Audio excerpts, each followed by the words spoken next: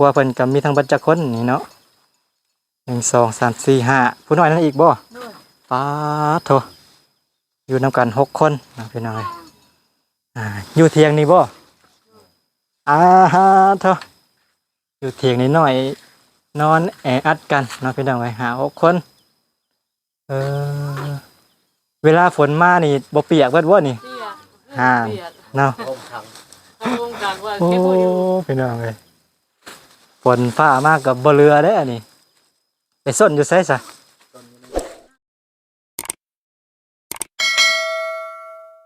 กับทักทายสบายดีและสวัสดีพ่อแม่พี่น้อง FC เบิร์ดสุขุสู่คนเด้อพี่น้องเอ้ย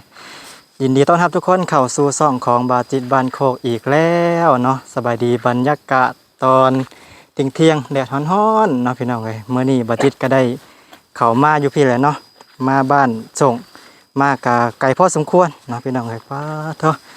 มื้อนี้ก็มากับทางบ่าวนิวเพิ่นเนาะเพิ่นพามาเนาะพี่น้องเอ้ยพาเข้าดงเข้าป่าพี่เนาะป้าโทรมาไกลอีหลีโดยสบายดีเด้อบ่าวนิวเด้อเถอะไกลบ่แม่นไกลบ่เคยมาจักเทื่อแถวนี้ก็พอสมควรอยู่พี่น้องเนาะแต่เซโนมาฮอดพี่ก็ประมาณ50ลักพี่น้องเนาะก็พอสมควรอยู่ไปกลับก็100ลักพี่น้องเนาะป้าโทเด้อมาบ่าวจิตบ่เคยมาไกลขนาดนี้เนาะมาเข้าป่าเข้าดงพี่น้องเอ้ยพี่เนาะอยู่สวนมันเจ้าเคยมาจักเทื่อแล้วนี่ก็3 เทื่อ4 เทื่อนี่แหละนี่เนาะเพิ่นพามาหาเขตนึงเนาะพี่น้องเอ้ยนี่แหละบ่จิตก็บ่เคยมาเป็นครั้งแรกเนาะมาเบิ่งนำกันพี่น้องเนาะเขตที่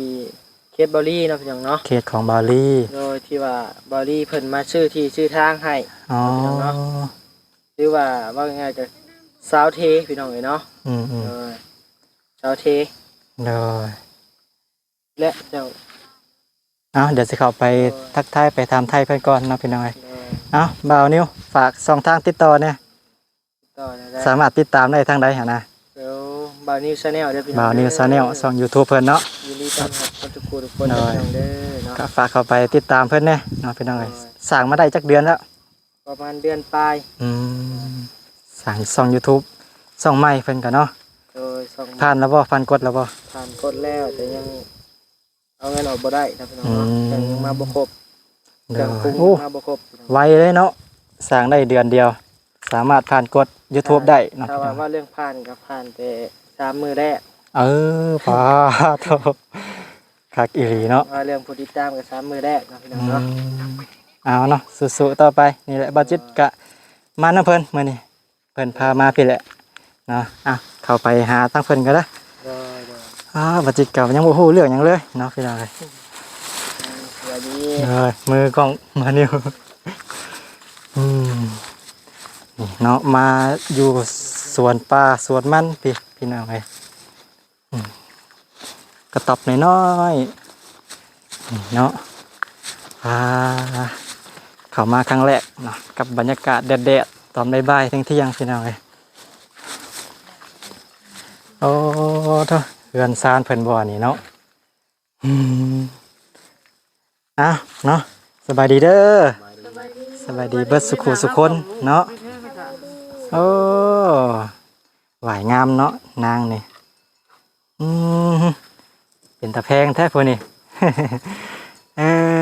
บาจิตมาครั้งแรกเนาะขอถามชื่อเสียงเรียกน้ำแน่เนาะชื่อจังไดแน่ผู้น้อยถามผู้น้อยนี่ก่อนเด้อชื่อยังนางน้ำส้มโอผู้นี้ซะ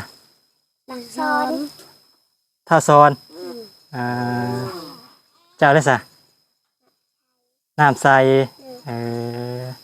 ทางแม่เด้ทางพ่อได้ซะสิดอนเนาะมาทำความรู้จักเพิ่นก่อนบาจิตเข้ามาครั้งแรกเนาะมีครอบครัวเพิ่นก็มีทั้งเบัดจักคนนี่เนาะ1 2 3 4 5ผู้น้อยนั่นอีกบ่ป๊าดโถอยู่นำกัน6 คนนะพี่น้องอยู่เถียงนี่บ่ฮะโถอยู่เถียงนี่น้อย นอนแออัดกันเนาะพี่น้องเอ้ย5-6คนเออเวลาฝนมานี่บ่เปียกเบิดบ่นี่ เปียก ห่าง เปียก เนาะ ร่มทาง ทำวงการว่า โอ้ เก็บบ่อยู่ พี่น้องเอ้ยฝนฟ้ามากกับบ่เรือเด้ออันนี้ไปส้นอยู่ไสซะ ต้นนี้ อืมหาส้นแถวนี้ได้เนาะเออเอ้ากินข้าวกินน้ำแล้วบ่ยังอยู่เนาะโอ้บ่จิตบ่ได้ซื้อกับข้าวกับน้ำมามีแต่ว่าซื้อ น่าจะหาให้ตัดแล้วก็หัว ซื้ออันนี้มาม่ากับนมเอามาตอนน้องๆเด้อ เอาไปครับ อันนั้นนมหน่อยมื้อหน้ามื้อไหนถ้าพามาเยี่ยมยามจะซื้อขนมมาต้อนอีกก่อนเนาะบ่คิดว่าสิมีลูกหลายปานนี้นะ ก็เลยซื้อมาหน่อยหนึงพอมีของฝากไปหาเฮ็ดบ่จะว่ากินนี่ หาเฮ็ดตัดแล้วหัว ได้อยู่บ่เฮ็ดนะ ได้น้อยนึง เออ แล้วปลูกบ่น่ะ อ่ะเพิ่นก่อนพี่น้องเนาะเฮ็ดหยังอันนี้นะ เฮ็ดข้าวแป้งเฮ็ดข้าวลากแล้วเพิ่นละแกง เพิ่นอยู่ดงอยู่ป่าเนาะมีแนวอยู่แนวกินตามธรรมชาติเออมาเบิ่งเฮือนบ่นี่นะเฮือนซานเพิ่น เออเนาะพี่น้องเอ้ยเฮือนซานลานแป้นเพิ่นอยู่เพิ่นนอนเนาะเป็นแบบนี้สำดอกเถียงนาน้อยทางบาลีเพิ่นก็ได้เข้ามาเนาะเข้ามาสดมาซอยเพิ่นมาซอยหยังแน่น่ะ เขาได้เนาะ แม่น ซอยชื่อที่ดินให้ ซื้อที่ดินให้แม่นเบิดบ่บัดนี้น่ะนี่เนาะเดินนี่แม่นเบิดเลยพี่น้องเอ้ยคักแล้วเนาะมีที่มีทางแล้วบัดนี้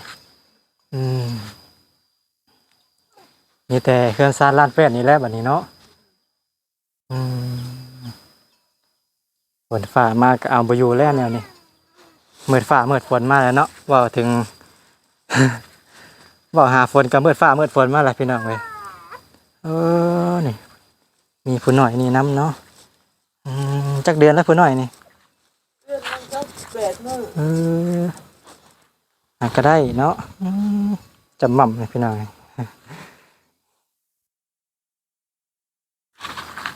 น้ำก็มีแล้วเนาะ พอใส่นะพระเจ้า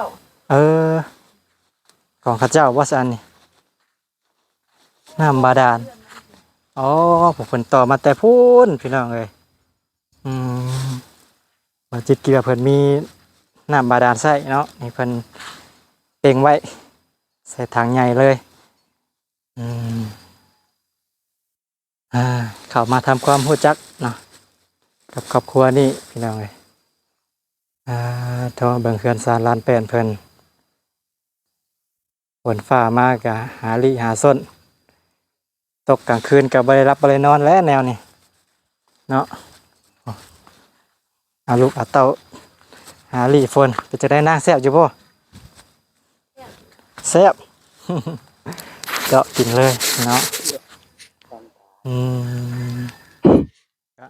ทางบอลี่ซื้อไห่บอลนี่ บ่เสี่ยง บ่เสี่ยงแสดงว่ามาหลายคนอยู่ซะเนาะทางช่อง YouTube ทางอ้ายๆเพิ่นบ่เสี่ยงเนาะซื้อโซลาร์เซลล์ให้แล้วก็ทางเพิ่นแล้วก็ใหญ่ทางบาลีแน่หลายคนเนาะเข้ามาสดมาซอยเข้ามาหามาเยี่ยมมายามเพิ่นนี่บาลีมาซอยเรื่องที่ดินอันนี้สวนมันของเขาเจ้าบ่นี่แล้วเจ้า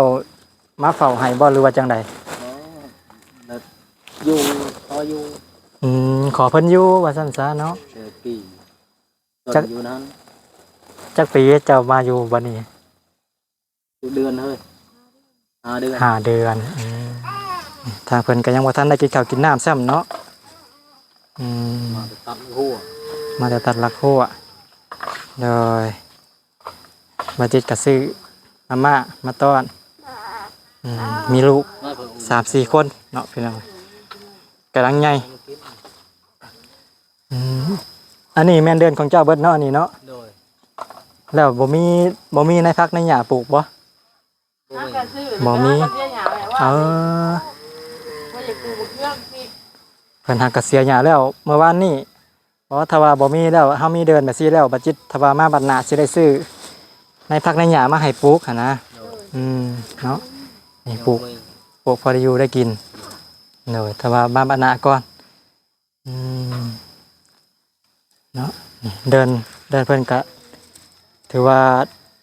พอปลูกผักปลูกหญ้าได้อยู่เนาะนี่คักอยู่มีหยังกินมื้อนี่ บอกเพิ่นแกงเฮ็ด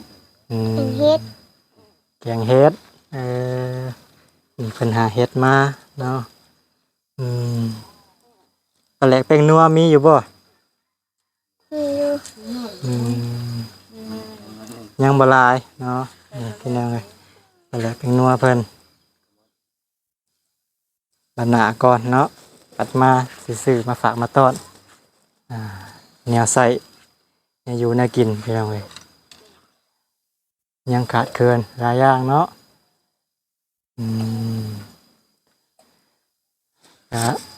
ดีใจนะบัดนี้มีที่ดินเป็นของตัวเองแล้วบัดนี้เนาะดีใจอนุโมทนาบุญนำผู้รักผู้ใหญ่เพิ่นที่สุดที่ซอยเข้ามาก็บ่ต้องกังวลว่าเพิ่นสิไล่หนี้เนาะเฮามีที่มีทางเป็นของเฮาแล้วบัดนี้มีแต่ว่าเถียงแล้วบัดนี้เนาะพี่น้องเอ้ยถ้าว่าหาแอมให้มันคักๆนี่ก็ถือว่าโอเคอยู่ได้เนาะพอฝนฟ้าบ่พะเขาหูกับปุกกระปองอยู่ฝนฟ้ามากก็บ่เหลือนี่เนาะตกมากลางคืนก็พาลูกพาเต้าหาลี่ส่วนฝนแล้วถ้าว่าเฮ็ดมาฮอดพี่ก็คือสิคักอยู่เนาะพี่คือสิกว้างอยู่อันนี้เฮ็ดครึ่งนึงพี่น้องเอ้ยเรือนซานเพิ่นเนาะอันนั้นใบตาดินบ่น่ะ โดย ปลาดอกไว้สิเลยเนาะ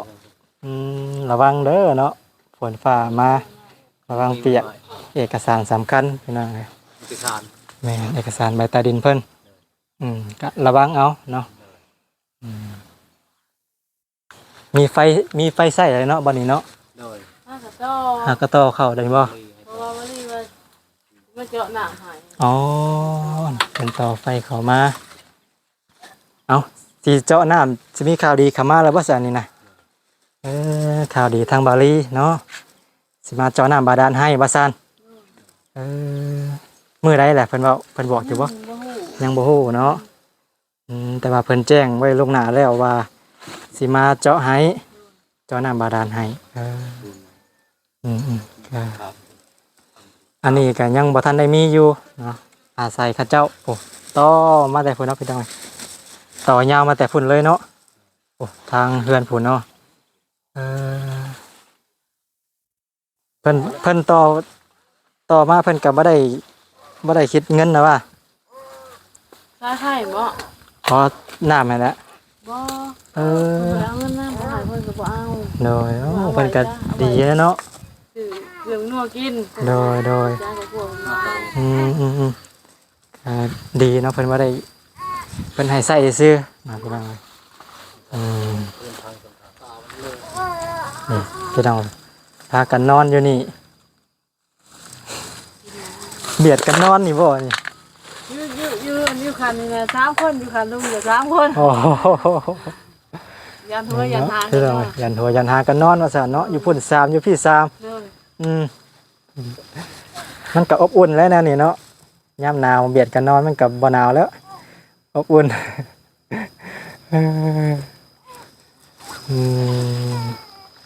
เนาะอาทิตย์ก็คือสิมีประมาณนี้แหละมาเยี่ยมมายามถามข่าวสบายดีอยู่บ่เนาะสบายดีอยู่บ่บ่ได้เจ็บบ่ได้ป่วยแล้วว่ะเนาะนางหน่อยกินเป็นตะแซ่บแล้วอันนี้ปันอ้ายปันเอื้อยนี่เด้อปันกันกินเด้อเมื่อหน้าอ้ายมาเยี่ยมอ้ายสิซื้อมาฝากใหม่เด้อซื้อมาฝากหลายกว่านี้เนาะบัดจิตคิดว่ามีแต่คนเดียวนะก็เลยซื้อมาหน่อยนึงบัดหน้าบัดในก่อนเนาะสิเข้ามาเยี่ยมมายามใหม่ซื้อขนมมาฝากมาต้อนเนาะพี่น้องเอ้ยเบิ่งเพื่อนเบิ่งซ่านเพิ่น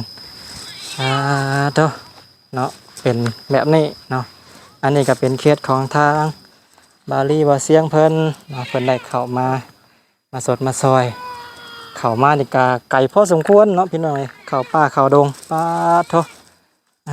ถ้าว่าบัดจิตมาผู้เดียวนี่บ่กล้าเข้ามาดอกเนาะนี่เนาะเพื่อนซานลำแป้นเพิ่นอาศัยอยู่กันแบบนี้เลยแออัดแบบนี้เลยเนาะก็ขอให้เพิ่นมีข่าวดีนะพี่น้องเอ้ยมีข่าวดีเรื่องเพื่อนเรื่องซานเข้ามาไวๆเนาะเว้าเรื่องฟ้าเรื่องฝนเนาะพี่น้องเอ้ยตอนนี้ฝนก็เริ่มตกเปาะๆไปแปะลงมาแล้วเนาะนี่ฝนตกมานี่เพิ่นก็จักสิไปซ่อนอยู่ไสเนาะเพื่อนซานลานแป้นก็คือจังกระต๊อบน้อยนี่พี่น้องเอ้ยแออัดกันนอนเนาะ5-6 คนนอนอยู่ในกระต๊อบน้อยนี่แหละมาจิตกระบาบสงสารแต่เด็กน้อยนั่นแหละเนาะน้องๆมีลูกน้อย3 คนเนาะ3 คนแล้วก็มีผู้น้อยอีกผู้หนึงพี่น้องเอ้ยหากก็ได้เดือนปลายบาสานเนาะแต่ว่าตอนนี้ก็ยังดีแน่เนาะจากที่บัจิตได้ฟังเบานี้เว้าเนาะแต่กี้เพิ่นก็บ่มีดินมีดอนอยู่นี่อาศัยกระต๊อบน้อยเขาเจ้าเพิ่นนอนเนาะ